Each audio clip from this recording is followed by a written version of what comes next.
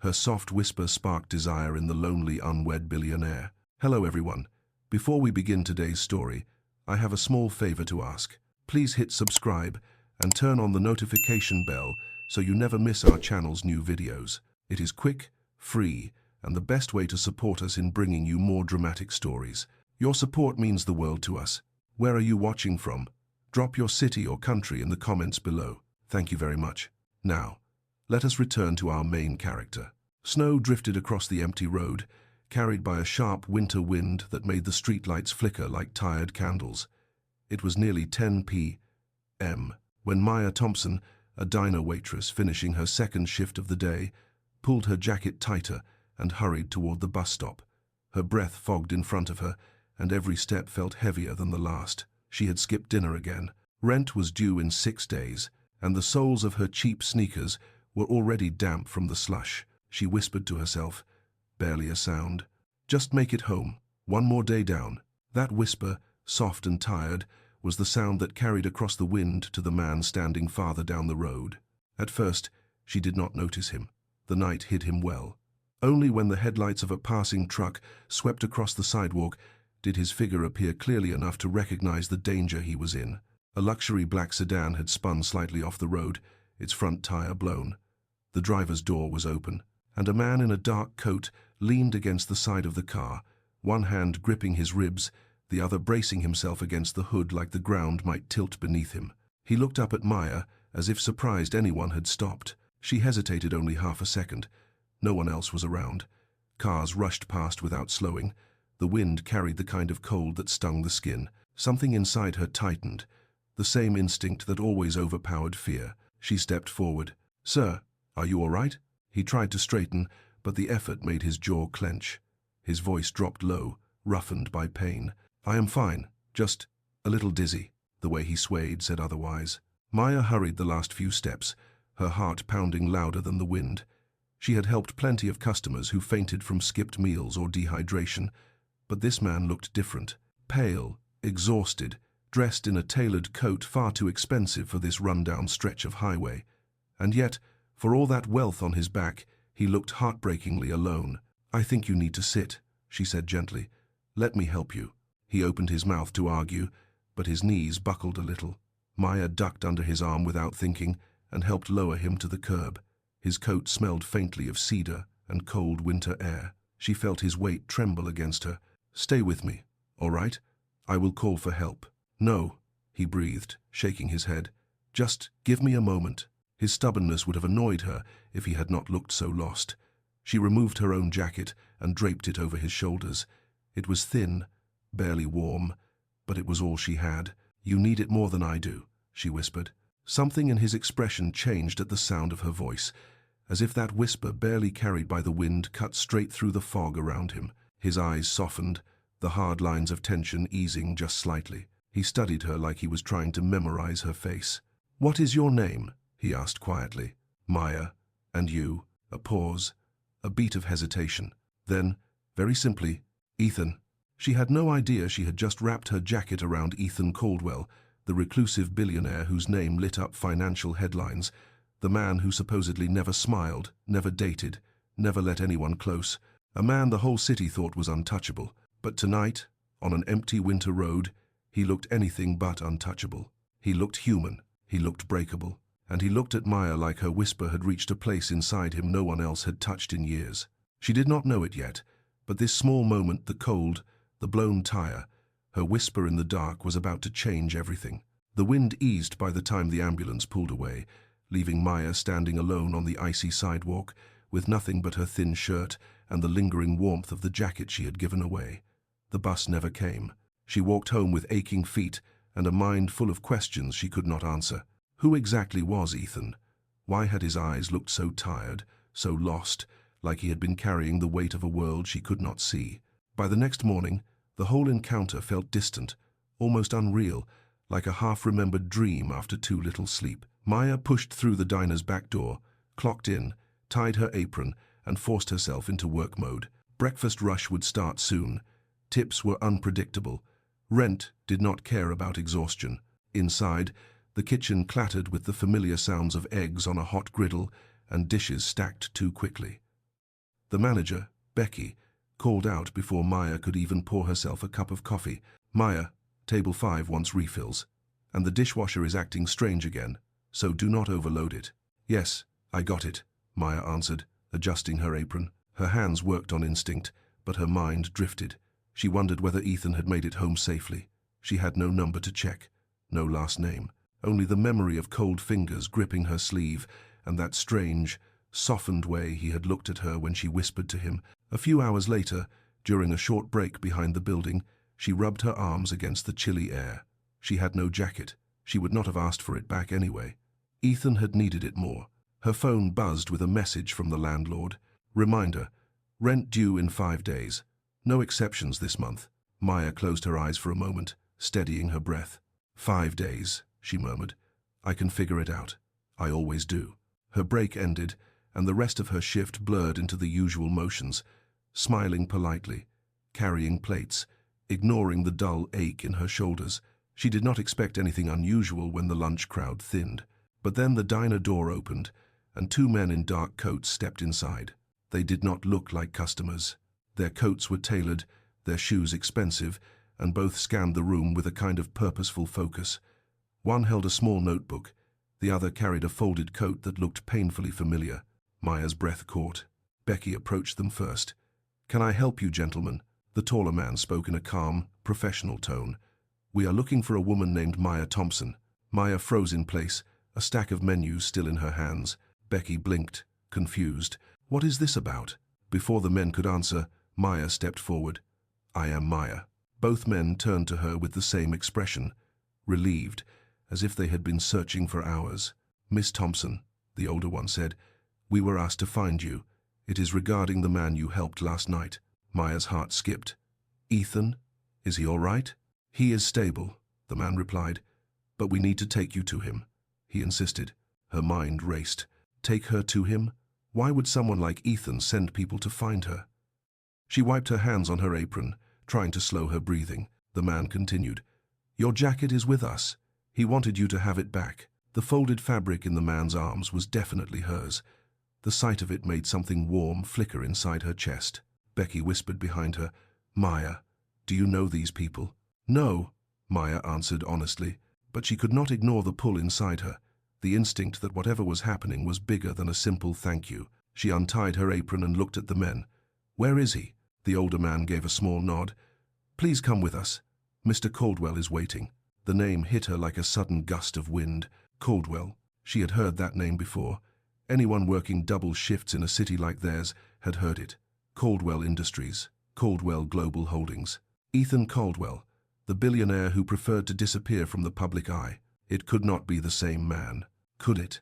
But as the men held open the diner door and her heart pounded in her ears, she realized the truth. Last night, on a freezing road, she had wrapped her thin jacket around one of the most powerful men in the state, and she had no idea. And now he wanted to see her. The ride across the city felt unreal. Maya sat in the back seat of the sleek black SUV, her hands folded tightly in her lap, her jacket resting beside her. The 2 men who had come for her sat in silence, their posture straight, their expressions unreadable. Outside the window, buildings blurred past, the afternoon sun casting long streaks of amber across the streets. She kept replaying the name in her mind. Ethan Caldwell. If that was truly who she had helped, then nothing about last night was ordinary. When the car finally slowed, she lifted her head. The gates of a private medical center opened, revealing a quiet, high-security facility surrounded by trimmed hedges and bright winter sunlight. Definitely not a public clinic. Definitely not a place someone like Maya would ever step foot inside. One of the men opened her door. "Mr. Caldwell is inside. He requested to speak with you privately." Her heart raced as she followed them through glass doors and into a hallway lined with warm lighting and soft leather chairs. Everything smelled like antiseptic and eucalyptus. Nurses moved quietly in and out of rooms. It felt nothing like a frantic city hospital. It felt calm, controlled, expensive. They stopped at a door near the end of the hall. "He is awake now," the man said. "You can go in." Maya's fingers curled around her jacket. She took a slow breath and stepped inside. The room was bright, filled with soft daylight from a large window overlooking a courtyard. Machines hummed steadily, and on the bed, propped up with pillows, sat Ethan. He looked pale but alert, his dark hair slightly tousled, his coat now folded neatly on a chair by the window. The moment he saw her, something eased in his face. "Maya," he said, his voice low but steady. "I hoped you would come." "Bye, Dan." She approached slowly, unsure of the proper etiquette when standing in front of a billionaire who looked at her like she mattered. "How are you feeling?" she asked. "Better than I was last night," he answered with a faint smile. "Thanks to you." She shook her head. "You do not owe me anything. I just helped because, well, anyone would have." "That is the thing," Ethan said quietly. No one else stopped. The truth of that made her chest tighten. She had seen the cars pass by. She had seen how no one slowed. Ethan gestured to the chair beside him. "Please, sit." Maya hesitated but eventually sat down. The distance between them closed, but the silence that followed felt thick, charged with something she did not fully understand. He looked at her jacket resting in her lap. "I am sorry I kept it. I just wanted to return it myself." His gaze flicked to her face, then away. "It meant more than you know." Her voice softened. "It was just a jacket. You were cold." "It's not Wildestar was. It was more than that," he said, pausing, as if weighing every word. "You spoke to me. You touched my arm. Your voice, it grounded me. It felt like the first real thing I had heard in a long time."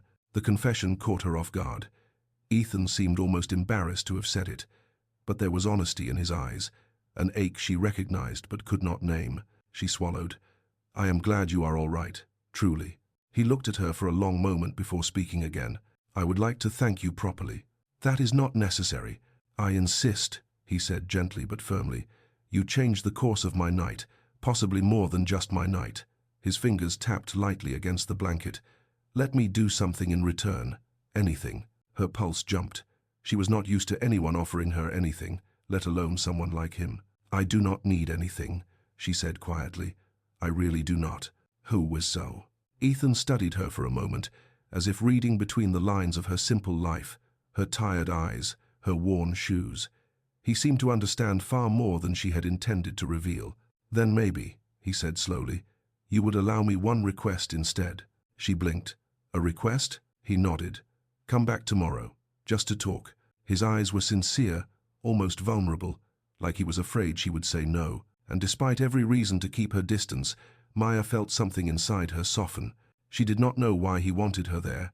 She did not know what this connection meant. But she did know one thing. She wanted to know more about the man she had met on that freezing road.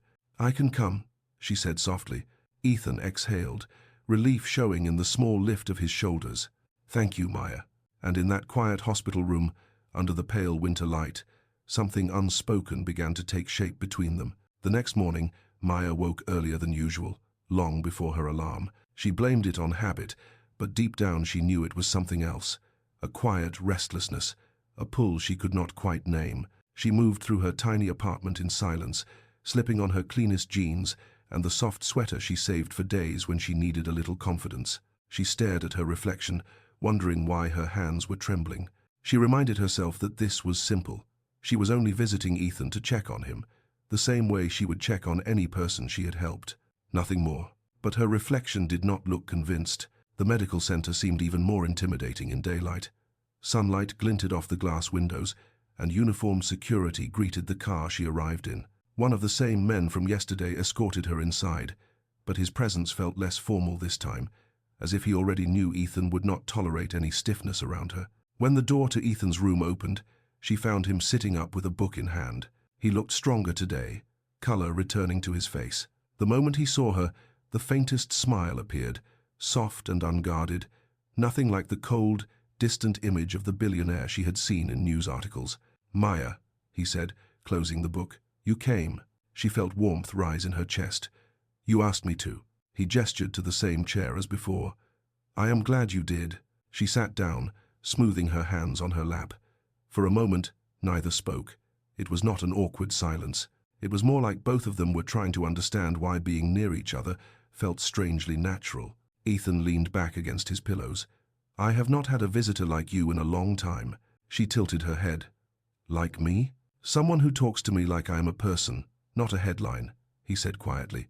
"You did not know who I was when you helped me. That means more than you realize."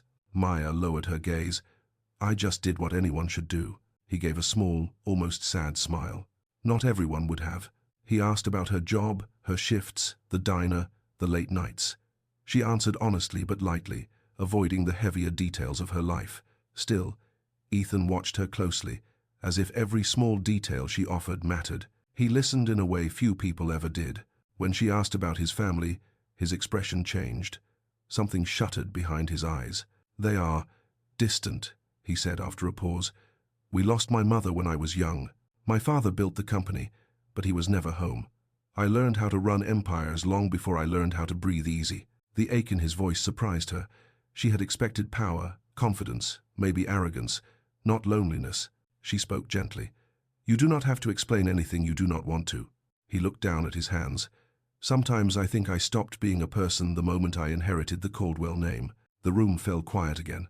But this time, Maya reached forward without thinking and touched the edge of his blanket. A light gesture, barely there. "You are still a person," she said softly. "At least, you are to me." Ethan's breath caught. His eyes lifted to hers, full of a warmth she had not expected, something tender and fragile. Just then, a nurse entered to check his vitals. Ethan's expression shifted back into calm composure, but Maya could still feel the tremor in the air, the way something had changed between them. After the nurse left, Ethan cleared his throat. "There is a courtyard here. The doctors will not let me walk far, but I would like to get some fresh air. Would you walk with me?" She hesitated only a second before nodding. "Of course." Minutes later, she was helping him into a coat, her hands brushing his as she steadied him. He leaned on her arm, not heavily, just enough to show that he trusted her presence. Together, they walked slowly toward the courtyard garden, the cold air wrapping around them as sunlight filtered across the stone path. They moved in small steps, but the silence between them felt full, gentle, unspoken.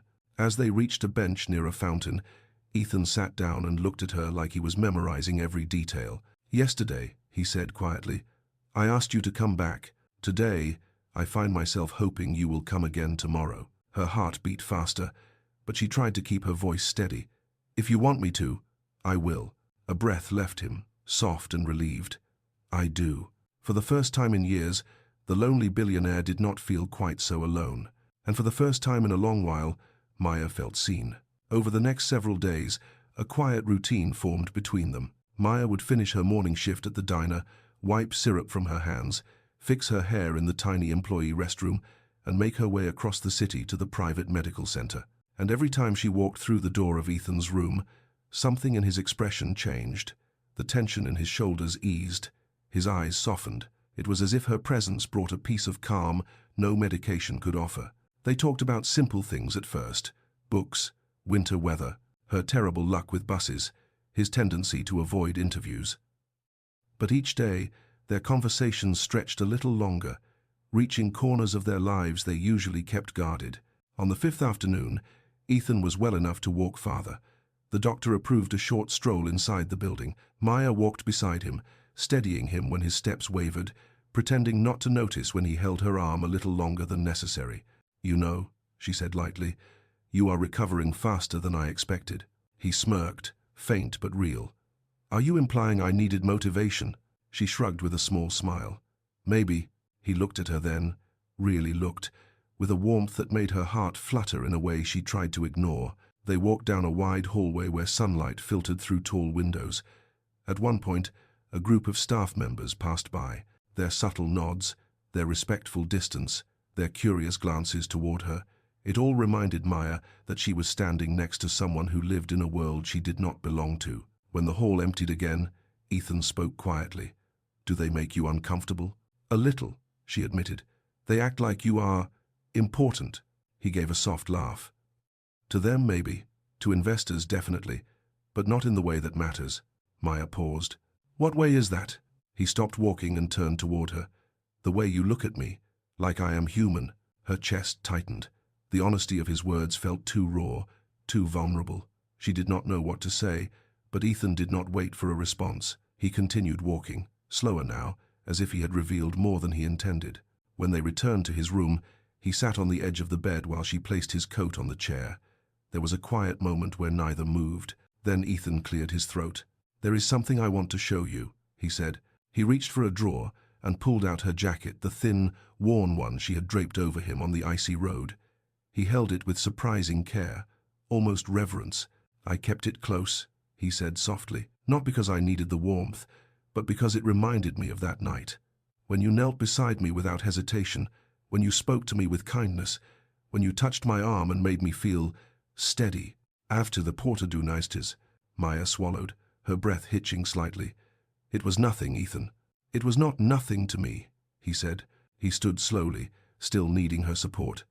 She stepped forward instinctively, and he placed the jacket gently into her hands. "I want you to have it back," he said, "but I hope it will not be the last thing that connects us." Her fingers tightened around the fabric. For a moment, she forgot how to breathe. He took a small step closer. "Maya, I know you did not come here for anything other than kindness. That is why I trust you more than anyone I have met in years." She looked up into his eyes, seeing not the billionaire, not the public figure, but a man who had been lonely for far too long. "I do not want this to end when I leave this place," he said quietly. "Tell me you will keep coming. Tell me this, whatever this is, does not have to stop." Her voice came out softer than she intended. "I will come, Ethan." To differentiation. Relief washed over his face, gentle and unmistakable.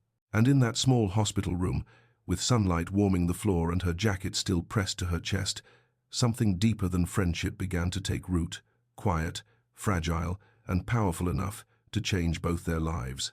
Ethan's recovery moved quickly after that. Within a week, he no longer needed a wheelchair. Within 2, he could walk the length of the courtyard with only a light hand on the railing. And through it all, Maya never missed a single visit.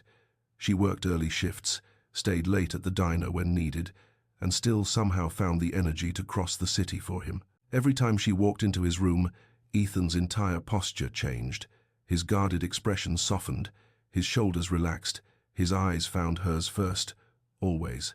One afternoon, as winter sunlight streamed through the window, Ethan was standing near the small table by the window, flipping through paperwork. His suit jacket hung neatly over the chair, and there was a seriousness in his expression she had not seen before.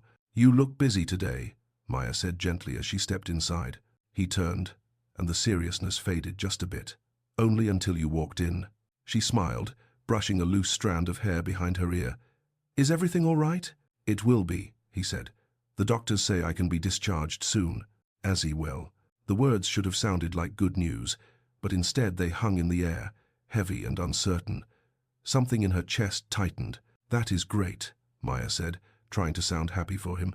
"You will finally be able to go home." Ethan studied her closely. "You do not sound excited." She looked down at the floor. "I am. Of course I am. I just do not know what happens next." There it was, the truth neither had dared voice until now. Ethan walked toward her, slower than he wanted but steady. When he reached her, he paused, searching her face. "What do you think happens next?" he asked softly. "I think you will go back to your world," she said, her voice barely more than a whisper. "The one with boardrooms and security teams and people who wear suits that cost more than my rent. And I will go back to the diner, and maybe one day you will forget all of this." Tact. Fashly tact. Ethan's expression darkened, not with anger, but with something pained. "Maya," he said, "I could not forget you if I tried." Before she could respond, his assistant, Mark, knocked lightly on the open door. "Mr. Caldwell, the board is requesting an update. They want to confirm your return date." Ethan's jaw tightened. The shift from vulnerable man to corporate leader was instant, almost painful to watch. "I will call them later," Ethan said firmly. Mark hesitated. "Sir, they are pushing back the expansion project again. They need your approval." "I said later," Ethan repeated, sharper this time. Mark nodded and left quietly. When the door closed, Maya let out a slow breath. "You really are important." Ethan shook his head. "I am busy. That is not the same thing." She stepped closer. "It is your world, Ethan. People depend on you." "And I depend on you," he said before he could stop himself. Silence pressed between them. Honest, raw. Maya's breath caught. "Ethan." He ran a hand through his hair, the frustration and vulnerability clear on his face. "When you walked onto that frozen road, you did not just help me. You pulled me out of a place I had been stuck in for years. You gave me something I did not realize I was missing." "What was that?" she whispered. "Hope," he said, Her eyes softened, but there was still fear behind them. Fear of stepping into a world she did not belong to. Fear of being left behind. "You say that now," she murmured. "But when you return to your life, I want you in that life," he said, cutting her off gently. "I want you there, Maya." Her heart thudded painfully. She wanted to believe him, wanted it desperately, but doubts clung to her ribs like cold air. "Let me prove it," Ethan said. "Let me show you that I meant every word." Before she could ask how, a nurse entered with discharge papers in hand. "Mr. Caldwell," she said kindly, "it looks like you will be healthy enough to leave by the end of the week." Maya felt the words hit her again. End of the week. Ethan glanced at her, and she could see it, the urgency, the fear of losing whatever fragile bond had formed between them. He reached for her hand, his touch warm and steady. "Maya," he said softly, "when I leave this place, I do not want us to end."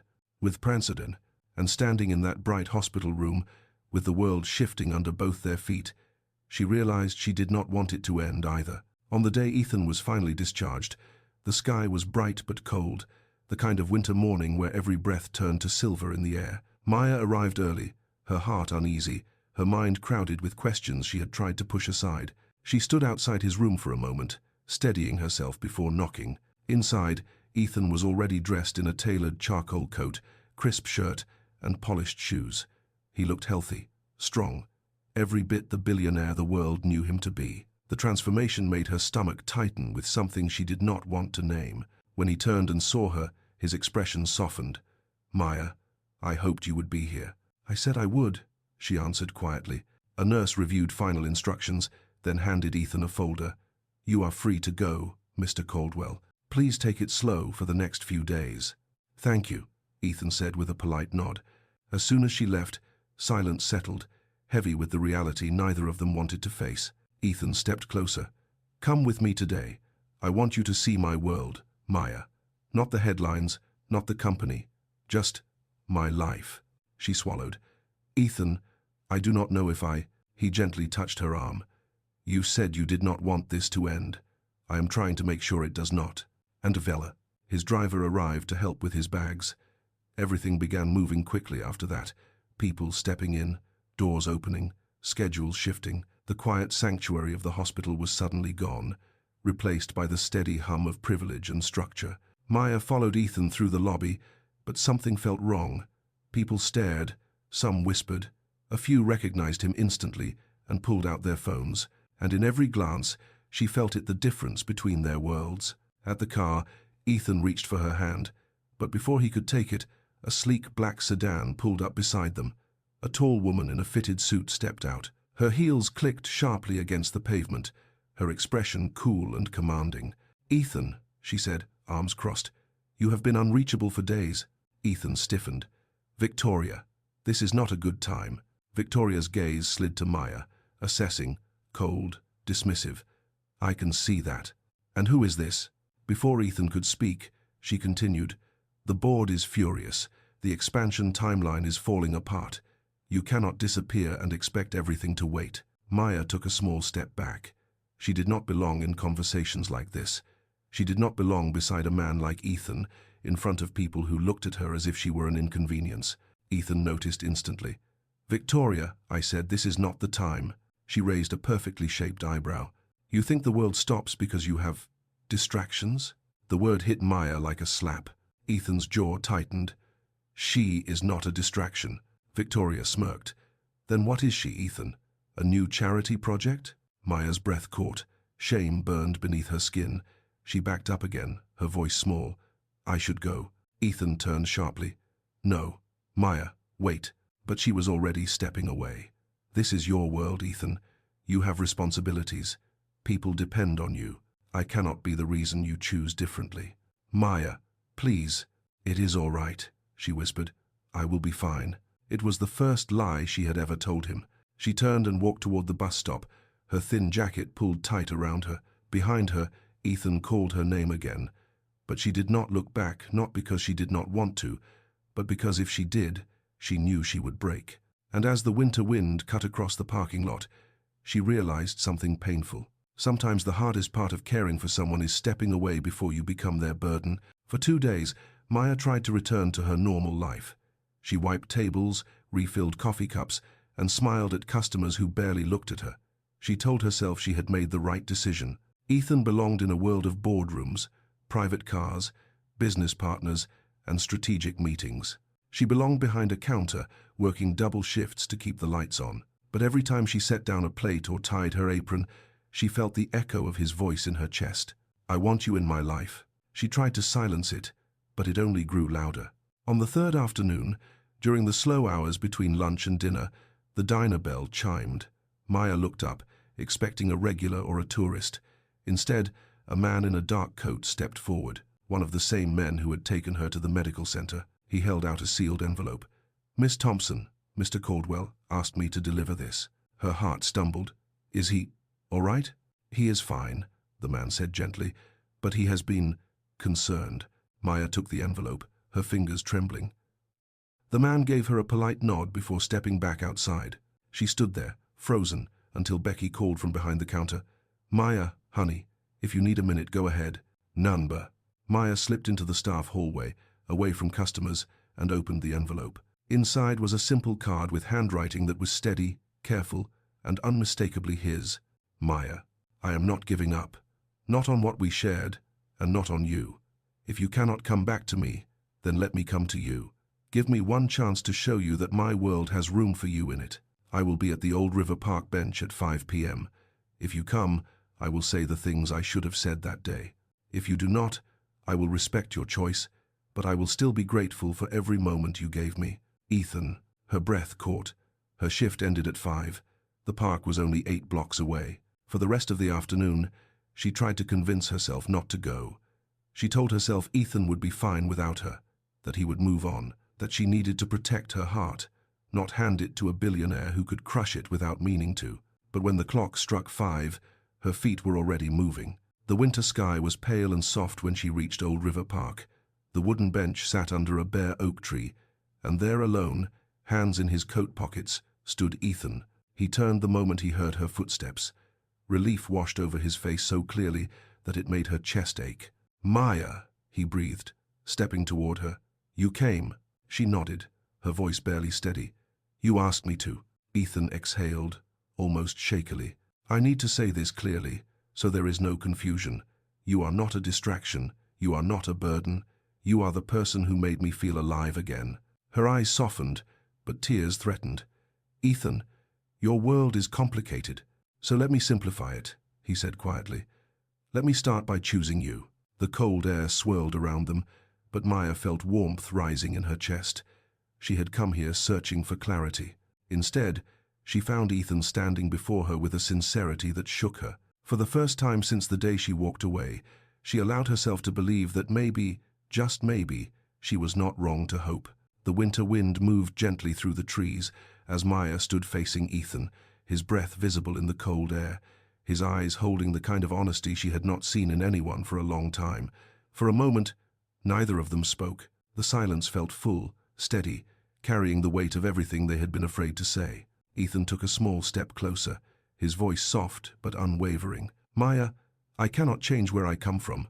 I cannot change the noise around my life, but I can choose who stands with me in it, and I choose you." Her chest tightened, not with fear this time, but with something warm and certain.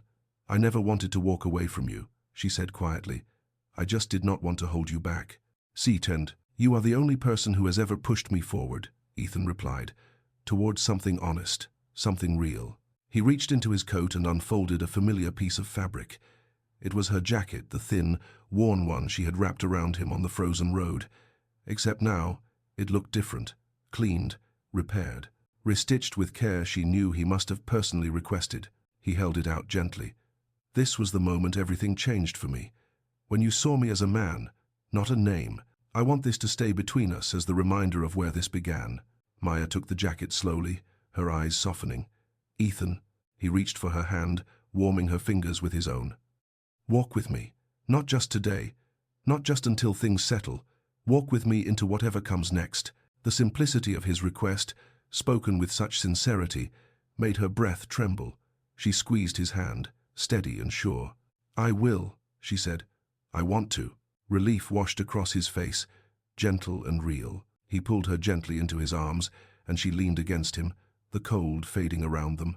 In that quiet park, under a pale winter sky, the lonely billionaire who had once stood alone found someone who saw him for who he truly was. And Maya, who had spent so long believing her life would never change, discovered that one act of kindness had rewritten her entire future. It did not begin with wealth. It began with a whisper. It ended with two people choosing each other.